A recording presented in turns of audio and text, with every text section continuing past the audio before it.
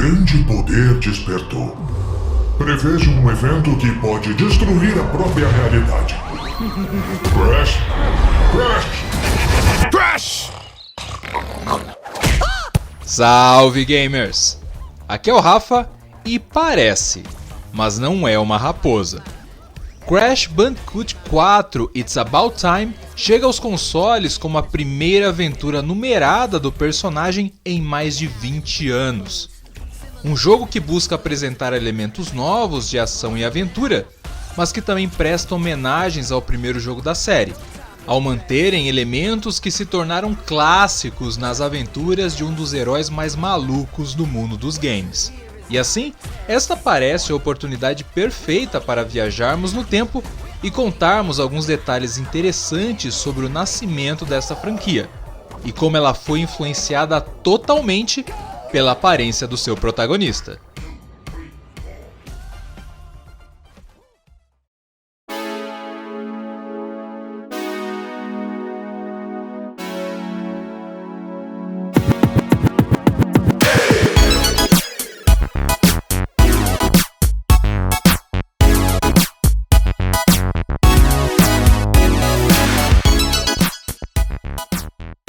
Fazer jogos é uma tarefa difícil. Exige uma grande dose de dedicação, muita inteligência e uma capacidade insana de inovar e resolver problemas. E se estas são qualidades essenciais ainda hoje, imagina na década de 1990, quando o mundo dos videogames passava por uma das suas maiores transformações. A década marcou o início dos jogos em 3D, uma inovação que já vinha aparecendo nos fliperamas com jogos como Virtua Fighter e Daytona USA, e que migrou naturalmente para os consoles, que passaram aquela década competindo para ver quem se estabeleceria como o expoente dos títulos em 3 dimensões. Assim, produzir jogos em 3D passou a ser o objetivo de muitos estúdios, entre eles a ainda desconhecida Naughty Dog, fundada pelos jovens estudantes Andy Gavin e Jason Rubin.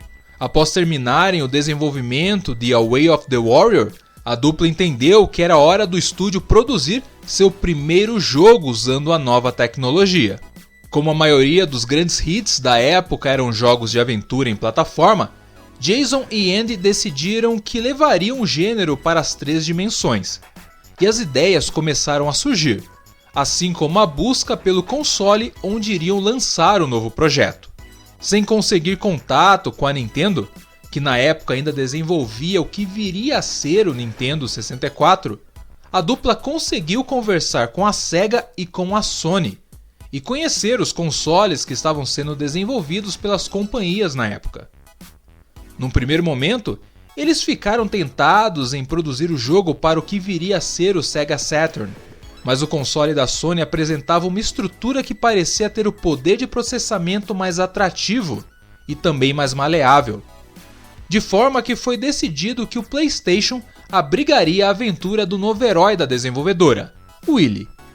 Sim, o primeiro nome do Crash foi Willy the Wombat, onde o personagem seria inspirado no marsupial australiano.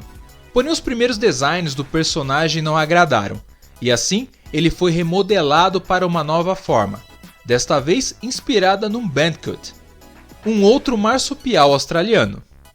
Mas mesmo assim, o design original do personagem era bem diferente da forma que chegou aos consoles.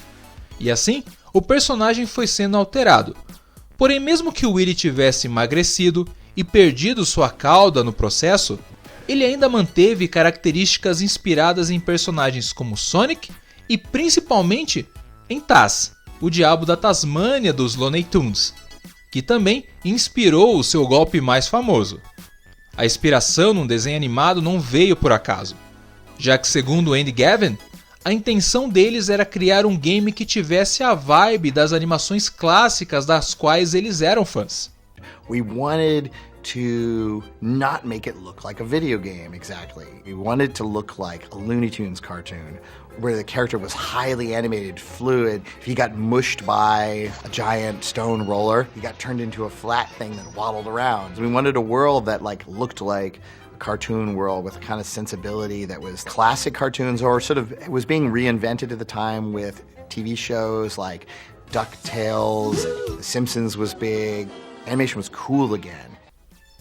Todo o design de Crash foi pensado para ser agradável e otimizado para as TVs da época. Suas cores foram baseadas em personagens famosos da época, como Mario. Ele também tinha um rosto grande para que suas expressões fossem facilmente identificadas em TVs de baixa resolução, e passou a usar luvas para que o jogador pudesse identificar mais facilmente os movimentos dos seus braços. O cuidado com o visual do personagem sempre foi uma obsessão para o time da Naughty Dog, que queria que ele fosse o mais detalhado possível, e o resultado disso é que dos 1.500 polígonos usados em tela para produzir cada frame do jogo, 600 são dedicados unicamente a Crash. Uma decisão corajosa que criou um dos personagens mais expressivos e detalhados da época, e que mudou toda a estrutura do game.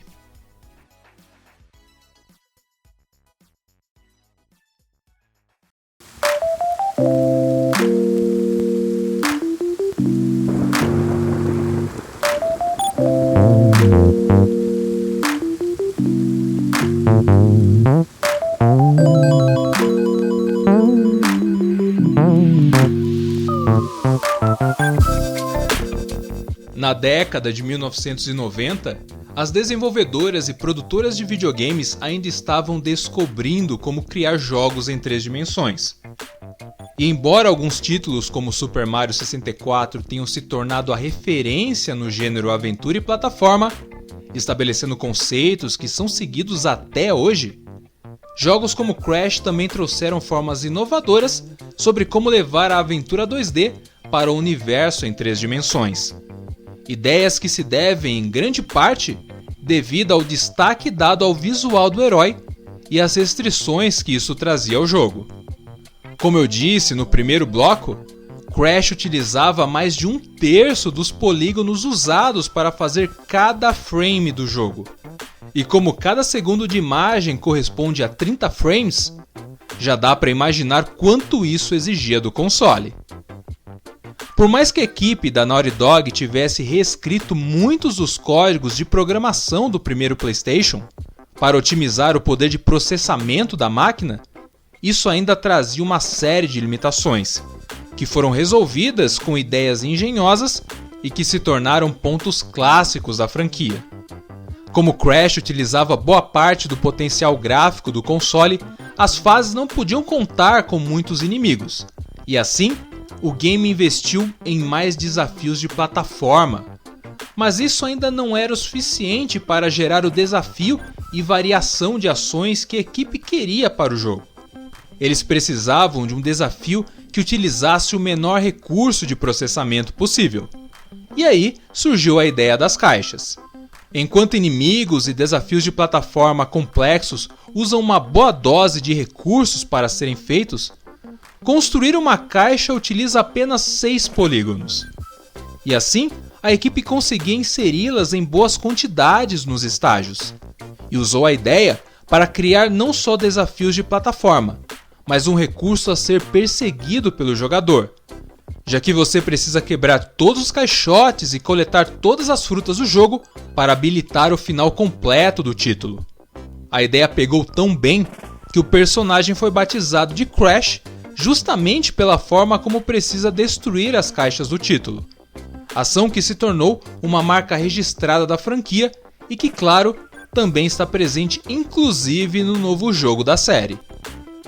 Mas a aparência do marsupial não impactou só os desafios que ele encontra em sua aventura, mas também toda a estrutura das fases do jogo, pois embora o conceito inicial do game fosse que víssemos Crash apenas pelas costas, por ser uma forma mais prática de controlar o personagem em 3 dimensões, este não era o ângulo mais atrativo para a equipe da Naughty Dog.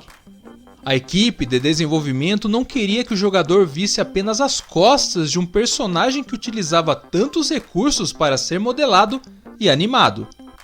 E assim, passou a elaborar fases em que víssemos o herói por outros ângulos, estágios que traziam um conceito específico, e que resolvia um dilema muito importante quando pensamos num jogo em 3D. Quando falamos de um título em 2 dimensões, o jogador só pode ir para frente ou para trás, de forma que ele é obrigado a enfrentar os desafios que aparecem à sua frente, pois eles estão no seu caminho. Mas quando falamos em 3 dimensões, as regras do jogo mudam, pois o personagem pode ir para qualquer direção, o que significa que o game tem que guiá-lo de outra forma para os seus objetivos. No caso de Crash, a Naughty Dog utilizou uma estratégia interessante e que consistia em retirar parte da liberdade do jogador para cada estilo de fase do jogo, como explicou Andy Gavin ao canal Ars Technica. We had this realization that basically we had added a dimension. So the simplest strategy was take out a dimension, but take out different dimensions in some way. An example of that was, say, like the boulder level. The dimension we're actually taking out there is time. It's not one of the 3 spatial dimensions. Because of the hurried nature of it, that the boulder is going to smush you if you don't move like now, you don't have the luxury to pick around those other dimensions. So it drives you through the otherwise sparser thing so fast that it feels just as intense. And the hog level is a reverse of this. But instead of the thing moving at you, you keep moving at the things. Like you're on the hog and you can't control how fast he goes. He's a wild hog. And you have to navigate, really mostly left and right. Ideias que transformaram Crash em um dos maiores hits do primeiro PlayStation. Um jogo cujas influências ainda são sentidas em títulos atuais da franquia.